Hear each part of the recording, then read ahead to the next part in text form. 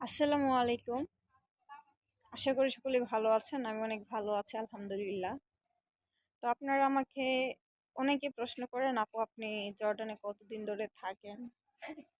তো আমি জর্ডানে প্রায় 3 বছর প্লাস, আপনাদের দোয়ায়, আল্লাহ তাআলার রহমতে আলহামদুলিল্লাহ।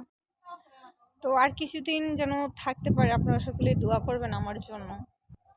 আর আপনারা অনেকেই বলেন যে অনেক আপুরাই আছেন আমাকে মেসেজ করেন যে জর্ডান আসতে কি দালাল ধরতে হয় কিনা। না, জর্ডান আসতে কোনো দালাল ধরতে হয় না, বা আমি দালাল ধরিনি, এসব বুকামি দালাল। তো আপনারা যারা জর্ডান আসতে চান, ক্লাসিক কোম্পানিতে আসবেন, একটু চেষ্টা করবেন ক্লাসিক কোম্পানিতে আসার জন্য, যে আপনার থাকা খাওয়া সবকিছুই মানে অনেক ভালো, বেস্ট। তো আর বর্তমানে জর্ডানের ফ্লাইট বন্ধ আছে, বন্ধ ঘোষণা করা হয়েছে, হয়তো 1 মাস কিংবা 1 মাসের প্লাস হতে পারে। তো আপনারা যারা জর্ডানে আসার জন্য সবকিছু কনফার্ম করেছেন, বর্তমানে ফ্লাইট বন্ধ, তো আপনারা অন্য কোনো কাজে লেগে যান।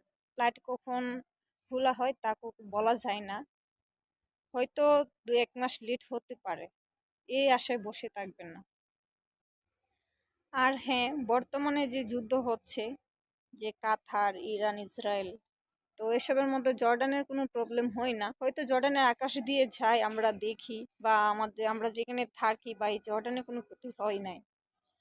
আর সবাই মানে অনেক টেনশন করে, যেমন মা বোন, আত্মীয় স্বজন, বন্ধু বান্ধব, যে আসলে ওইখানে অনেকেই আছে, যে আমরা আছি যারা অনেক প্রবাসীরা আছি, তাদের ফ্যামিলি অনেক টেনশন করে তাদের জন্য।